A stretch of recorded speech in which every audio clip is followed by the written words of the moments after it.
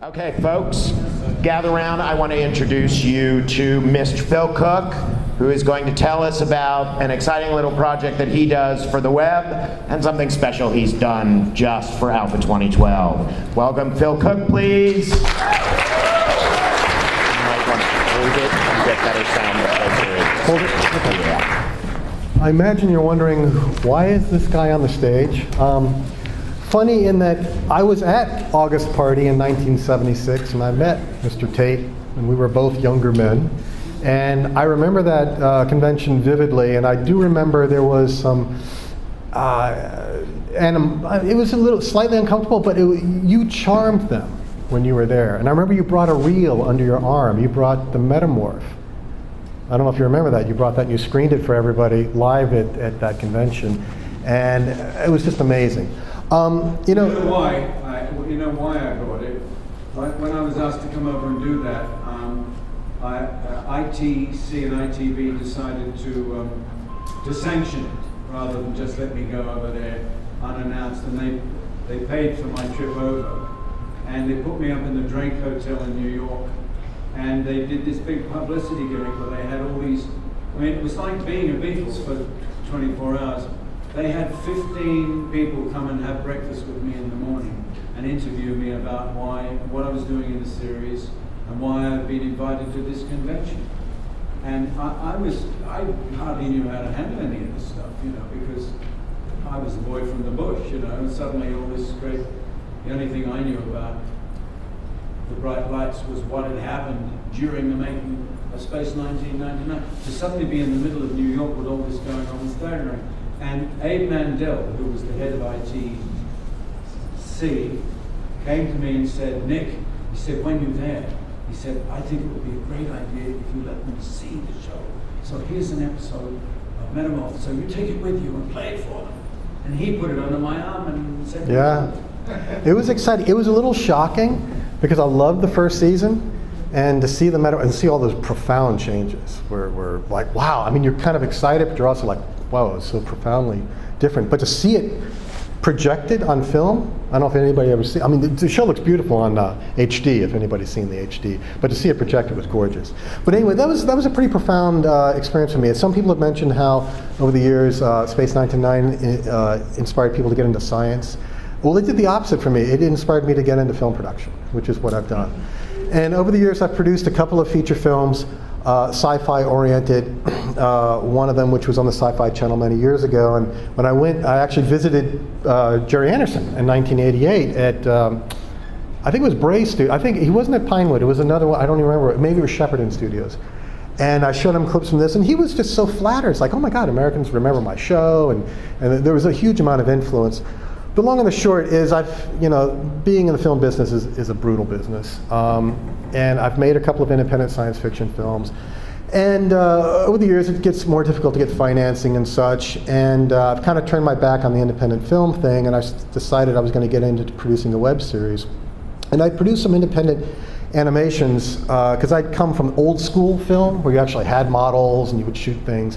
But then we moved into computer animation and such. And that's when Paul Stankiewicz, somewhere in the audience, discovered these independent animations I'd put up on the web, which were just fun, silly bits of business of, oh, what if an Alpha Eagle encounters the Enterprise? Or what if, Bender from Futurama goes on a revenge and raises a Dalek army and he fights all these different things. So I put these ridiculous little videos up on the web, and Paul found them and contacted me and says, hey, could you make us a show for AlphaCon? I thought, oh my God, these are a lot of work.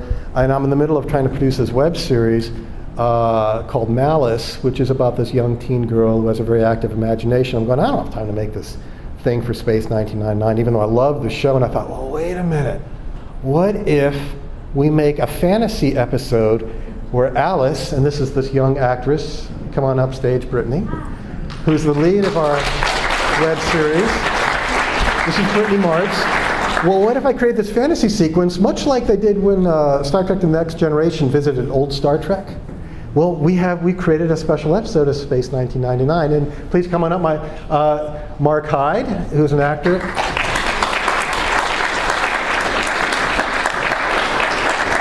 who plays her dad in Malice, is also in this sort of wild fantasy. So the long and the short, I'm going to show you these two quick shorts, Alpha Attack and Bender's Revenge, and then after that, Paul hit the play button, the stop button. And just these silly little things that sort of got us here first, and you'll get a sense of the ridiculous sense of humor on this whole thing and why we're here. And then we're going to play you this special episode of Malice, the web series, which ties into Space 1999, which tells a story. I'm sure you're all familiar with the episode from Breakaway. You remember the space station. While you're out flying under Eagle and you should have been killed and you didn't die, they kept you alive. Well, there were other missions that were going on during that fateful day. And this is a story of what happened to the other people on September 13th. While you guys were flying off on the moon, this is what happens to all those other poor bastards on space stations and hawks and things on their 9/11. You know, they're this big intergalactic calamity. So let's run these two little shorts, and then we'll stop. We'll talk a little bit longer, and then we'll show you the Malice episode. So go ahead and have a seat, and whenever you're ready.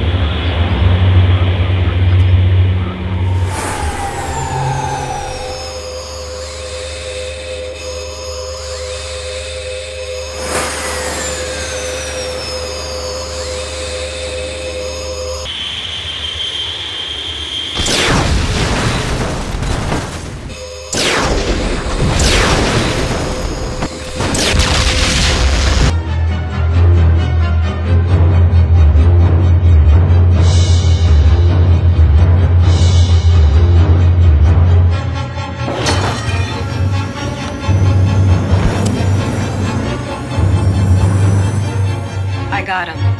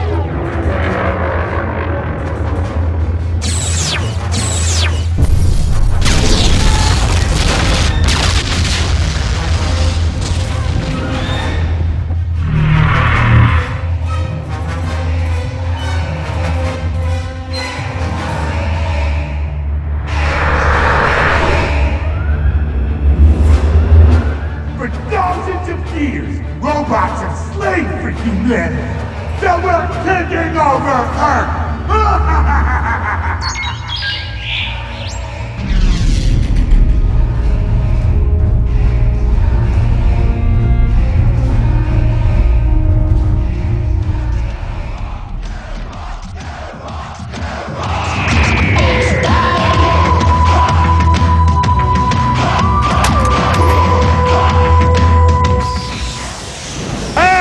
Unstoppable!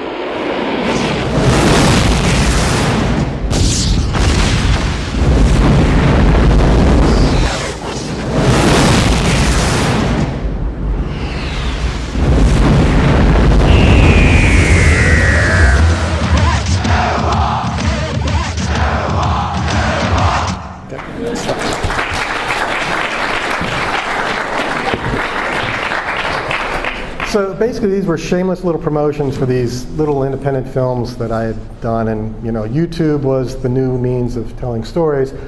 So then we started producing a web series. Now the web series is completely different from Space 1999. It's actually the story of a family who moves into this rural house in Virginia, and very strange things start to happen. So it's really more of a macabre, sort of gothic, poltergeist-like story, and maybe some of you have seen it, and if you haven't, you have to check it out. So this next piece is not part of the main storyline of Malice. It is just sort of this, ties into the convention. But the way we justify it is it's just this wild fantasy because Alice has a very close relationship with her dad. And when she was a kid, Dad had a passion, and he watched his old show. He loved this old TV show, and she had these fond memories of sitting on the lap watching, Space 1999. So this is sort of her take on that, and I think it speaks for itself. So why don't you go ahead and run this episode?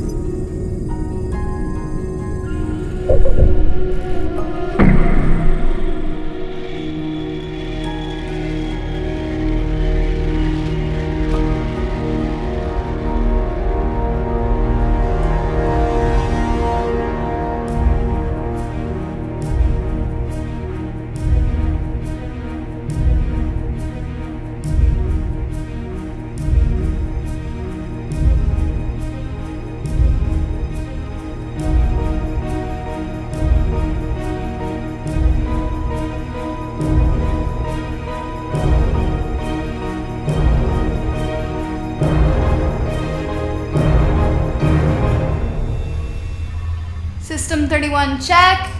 555. Coolant pressure? 550 psi.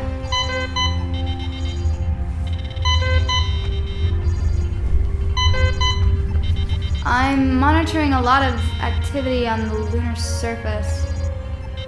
Looks like 50-some Eagles are in flight. What's that all about? Don't know, Lieutenant Turner. We're out of that loop. Huh. Seems odd. Tracking target drones.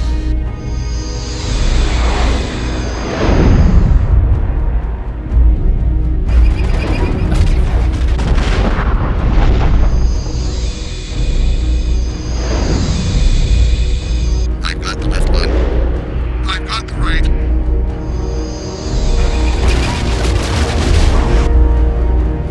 Good on you both. Line up for another run. Target command to Hawk Leader. Suspend exercises and return to station immediately. Roger that. What's up, Command? Does this have something to do with all the activity on the far side? Orders from Alpha, Captain. Pretty intense down there. Just get on back. Roger that.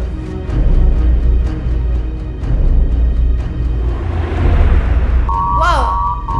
Command, my instruments are measuring a massive radiation flux. Coming from the moon. Control? Control, what's happening?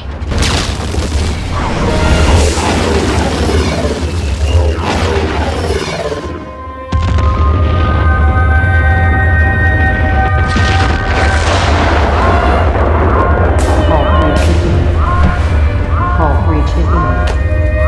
Hull breach imminent. Hull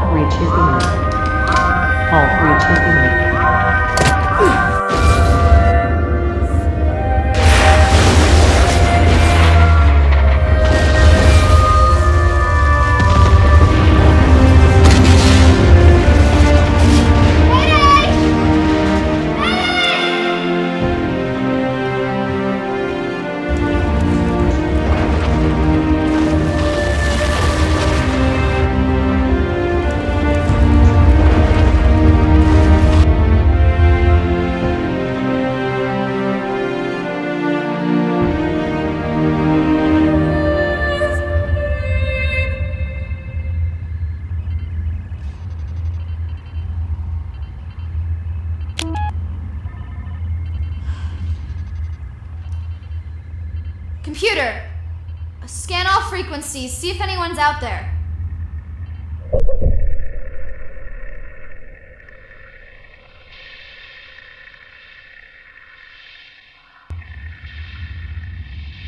Mayday, this is Captain Nate Turner. My ship is almost out of fuel. Is anyone there?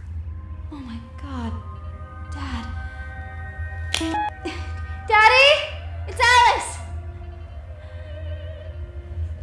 Lieutenant Turner, over. Alice? Yes, I'm on the metaprobe. About 400 kilometers from your position. What happened? I think it's the end of the world, baby.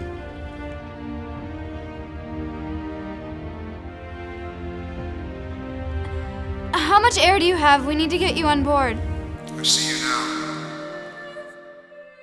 I think I have enough fuel to make it to you. A totally unforeseen accident on the lunar surface has caused very serious repercussions here on Earth. The gravity disruption, the earthquakes in the United States along the San Andreas Fault and in Yugoslavia, as well as southern France, has caused enormous damage to life and property. The International Lunar Commission, with its new chairman, is in executive conference at this moment, deciding what steps might be taken to rescue the 311 men and women on Moonbase Alpha. Little hope is held, however, that there are Abby? survivors. For a short time, it was thought a rescue might have been attempted from the space dock, until that too was hurled out of orbit. It is now Can you pilot the ship? the moon's acceleration away from Earth has put it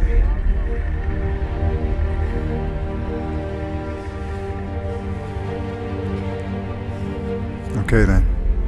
We catch the moon.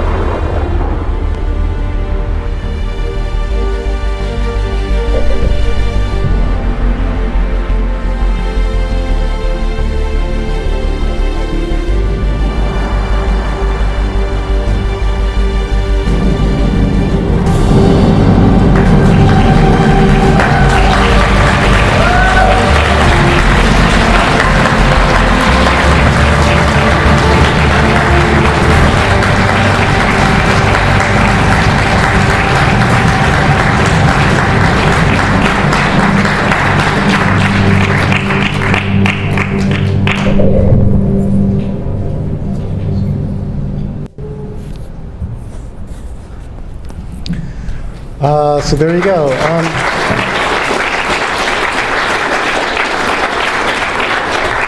For those who may not remember, at least the setup, and maybe I'm being redundant in explaining this, from Breakaway, the Metaprobe astronauts had the mysterious radiation virus sickness. Remember the poor blue scabby guys that they come visit in the brig. And young Alice, who's this brilliant technician, is left to maintain that Metaprobe for the day that those guys get healthy and they can send that mission off. And obviously they never get healthy and that mission never gets sent off, but then her dad and she go off and try to catch you guys. The question is, do they ever make it? So that's kind of the setup. That's it. But you know, it's great to see Nick out there watching this. That's very cool. And that I think I saw Chris Penfold out there in the audience and Anton Phillips. That's fantastic. And I think I saw Preston Hancock out there for a while. Maybe he's not there. But anyway, so if you have any questions, once again, this is Brittany Martz, and this show is on YouTube and on Coldcast TV. It is a micro-budget piece. It's on the web. We're trying to, build an audience from nothing. This is a very micro-budgeted show. It's produced out of Northern Virginia, the Hollywood. Still really cool. Yeah, the Hollywood capital of the world. But it's a fun show. I mean, we're really trying to push things a lot. We're trying to tell really condensed stories in 6-minute episodes. And on the internet with short attention spans where you're one mouse click away from boredom.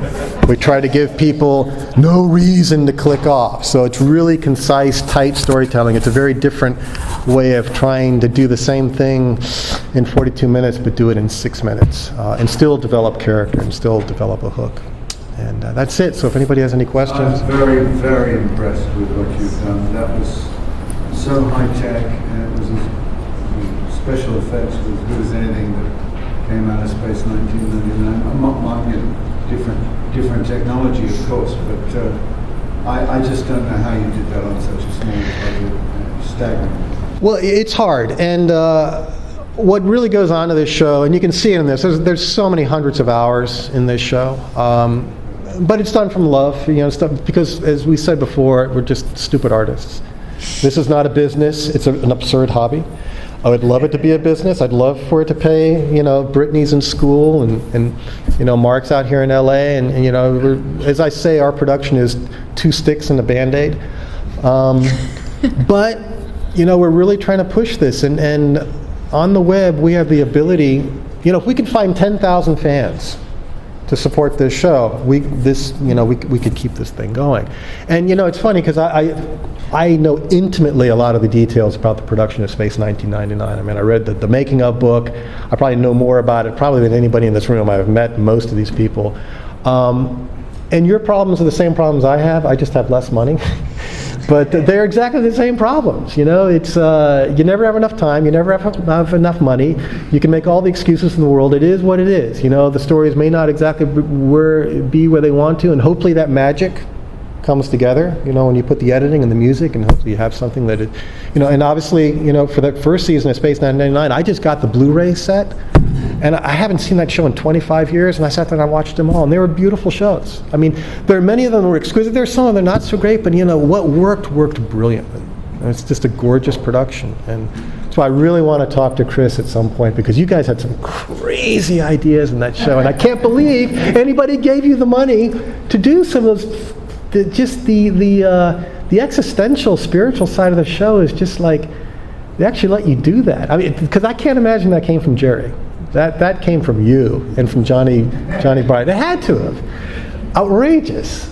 So anyway, if anybody has any questions or not, because I can talk forever. I would like to ask Brittany and Mark, how familiar were you with Space 1999 before you did this, and did you familiarize yourself with it before you actually started shooting?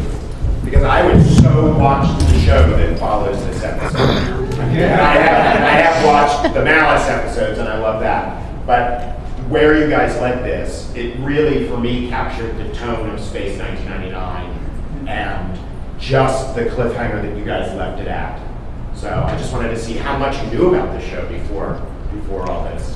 Well, I love sci-fi fantasy, so I was a big fan of it when it first came out, and I was a kid then, and I haven't seen it for quite a long time until Phil told me about this project, and I went and rewatched some of it on YouTube. In fact, we watched some of it together, and I was incredibly pleased when I saw his draft for the story and how it dovetailed into the pilot episode. It was just so seamless. It worked perfectly. He was so excited. It's so funny because Mark is an ultimate geek. Mark used to be a Navy SEAL. This is a big, tough guy. He's had adventures. He's been on nuclear submarines. He's done all this crazy, weird shit. And when I told him about this, he said, "Oh my God, I want it to be Alan Carter." So for him, he'll never admit this, but it is the truth. And when we talk about the show and about inspiration, to some extent, and I don't want to reveal too much, to some reason, I think that's the reason, and we've talked about this, you got into the event. He wanted to be Captain Kirk.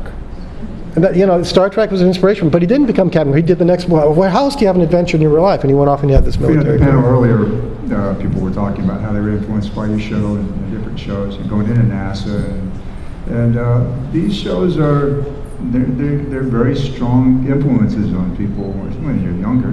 They shape your interests, and they, for the better, I think. They get people inspired to go after what they might normally not consider pursuing.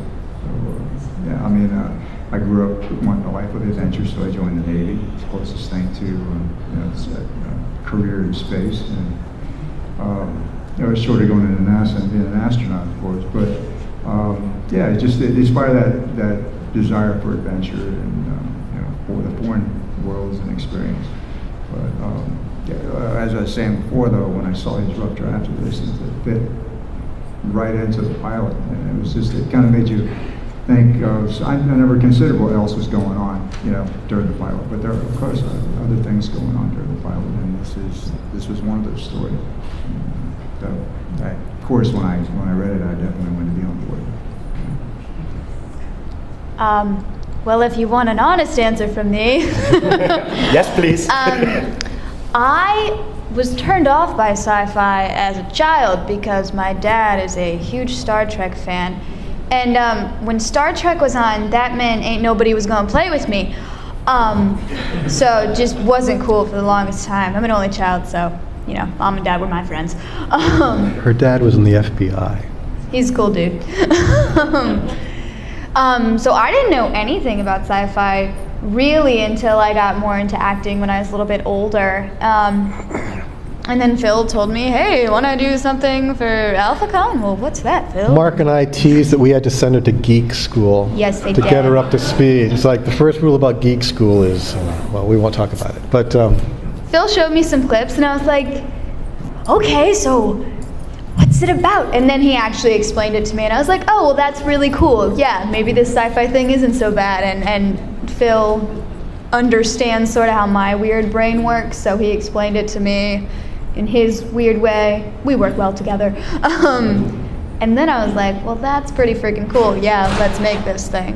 And then I went home and watched some clips on my own. And what was absurd, we got hit with this was shot over the 4th of July weekend in one day, and this massive storm hit the East Coast this past 4th of July, knocked out electricity in Virginia and North Carolina and all the way up into New York. And Mark was only in town for a couple of days. Mark lives out here in LA, we're out in Virginia. We had no electricity. It's like, oh my God, he's only gonna be here for a couple of days. So I drove all the way from Washington to Charlottesville to shoot.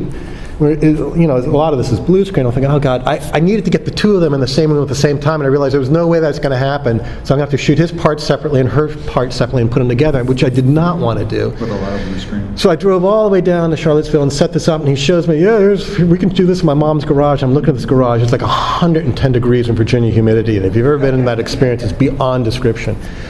And I said, oh, for God's sake. And as soon as I pull into the driveway, my wife says, the electricity's back on. I says, okay, never mind. Pack everything up. We're going back to Virginia. So I did get them both on the set. And we shot this in a day, this whole piece. And then there was a lot of post-production to get it done. But I was so glad because this is a lovely moment between the two of them. This massive man and this tiny woman, just sort of sharing this lost at the edge of the world moment, which I love. I think it's a beautiful moment between these two people. It's like, oh my God, we're the only ones left, maybe. And they go off and we shot a public service announcement the same day. That's right, for the Navy SEAL Foundation. So we shot we shot a TV commercial and this show in a day in my living room. Pretty busy day. Your living room and your yard. Yeah, in my yard, that's right. Yes. So, I'm sorry, did anybody have, yes, sir. Do you view this web series or a web series as more or less of a calling card for having something extended? Well, it's funny. If I was a young person, I would say yes. Hollywood doesn't really have a lot of use for anybody, in my opinion, particularly as a writer, much beyond 40, and I'm a bit beyond that. And I'm grateful that Mr. Penfold is working because it's hard. So I'm not that naive anymore. I used to think that as a calling card, and I don't really care. I would love for this show to find an audience, most importantly, and that's one of the reasons we're here, because I think you people will have, if I love this, I think you guys might like it.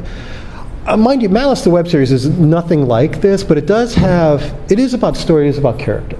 And it's a very macabre and strange situation, which is what I loved about Space 1999. So even though I know the audience who was following Malice are going to go, what? They're on spaceships? And I know they're going to have a WTF moment. But at the same time, it's a weird offbeat show, and hopefully they'll be patient with us, as I say, on our brief trip to the moon. Do I see as a calling card? We're trying to build something here. I mean, I think web series are going to be the future. My big fear, it's like pioneers going west. The road had to be carved by a bunch of poor bastards with an axe. And once people realized there was money to be made, the railroad came in and blew all those guys with axes out of the water. And right now I feel like I'm one of those guys carving my niche, with an axe. But, once Hollywood gets in there, and they are getting in there, Tom Hanks is getting in the web series business, all kinds of people are getting into it. And I think they're going to suck all the air out of the room. Right now, it is one of the last frontiers for an independent film, because independent film is dead, by the way. The days of Sundance and art house theaters are gone. The days of independent DVD production, making small independent films, they're dead. There's no market. There's nothing left. What is left is the internet, but I do fear that will get taken over and all the air sucked out of the room by the majors. So yeah, I mean, for her, this is positioning her in a great way because she's young. And it'd be great if something happened. I mean, we're out here trying to do some deals. I mean, if you would you guys want to see what happens to these people? Does anybody want to see what's going on?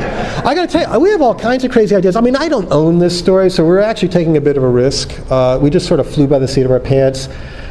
I'm on the internet. If somebody wants to come and kick my ass and say, hey, you don't own the rights to Space 99, it's like, fine, we'll dump this episode. We'll throw it out on YouTube. You can have it. I can never monetize this. My show is completely 100% original except for this absurd folly. I would love to, because in my mind's eye I'm going, well, what happened? These people, either they get there before the Alphans get there, or they get there after the Alphans get there. And what I really want to do, and I'd love to talk with Nick or some of the other people, and I asked you this question, I know you didn't know, where is Alan Carter today? Dude, I would love to find out where Alan Carter is today. There's a story to be told. And it could be a painful, poignant story, but I mean, this guy's still out there kicking around. Where is he? If he's not on Alpha, he's someplace. And I have crazy ideas, but I mean, beautiful ideas about, dramatic, really good ideas where, like, where is this guy? My God, what a journey. He's 60-some years old.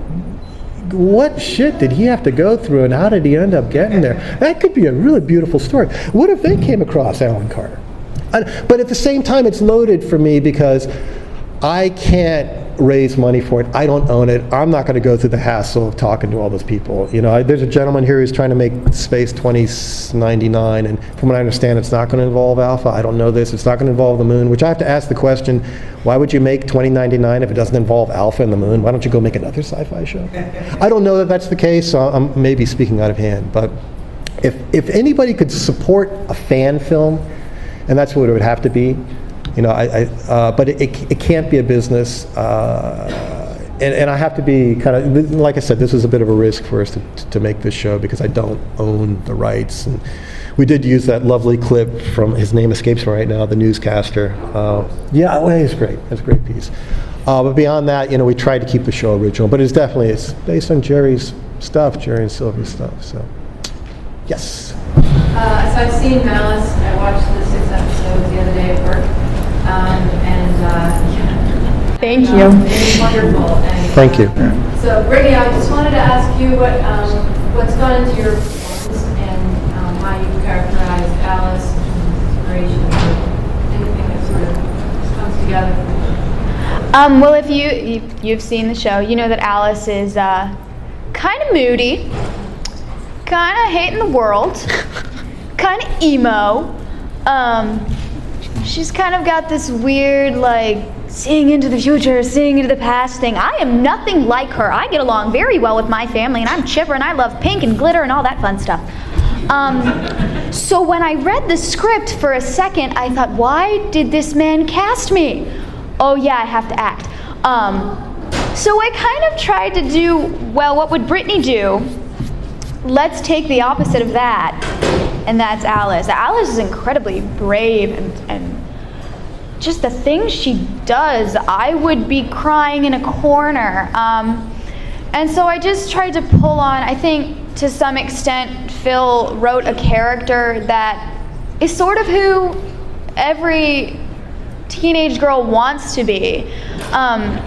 Brave, unashamedly brave, and just stands up for herself, and she doesn't take shit from anybody. And you know, it doesn't matter that she doesn't have any friends in high school.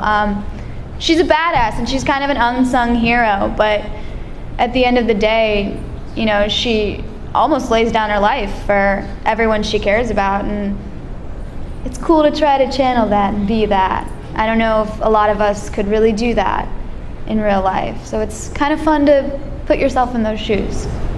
She kind of, for me, reminded me of sort of like a young Ripley. You know, she's kind of that. She's in a situation, she doesn't know what's going on, and then she realizes, oh, I'm the one who's got to Right. about it.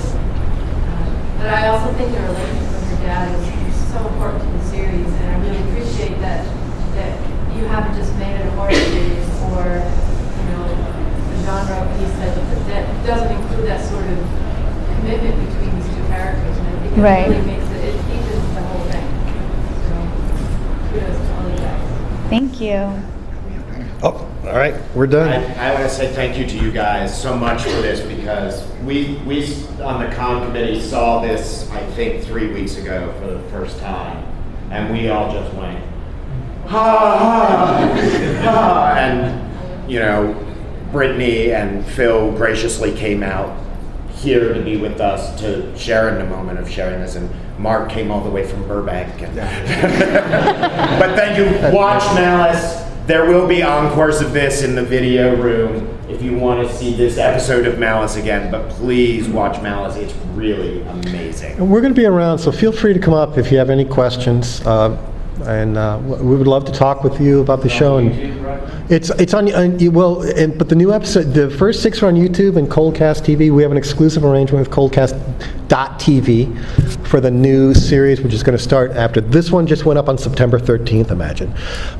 We kept it secret. We kept it secret. It actually went up on the web. On the internet first. But we've got 6 more episodes, which we're going to start. I think we may put up the new one next week. We're falling behind in production. This is hard, but we've got 6, maybe 7. I may break one of them up. 7 more episodes to finish telling this very strange story. So, watch, please. Coldcast with a K. Tell your buddies. Yeah, Coldcast with a K. Coldcast. Find us on Facebook. Thank you. Google us. Thank you, guys.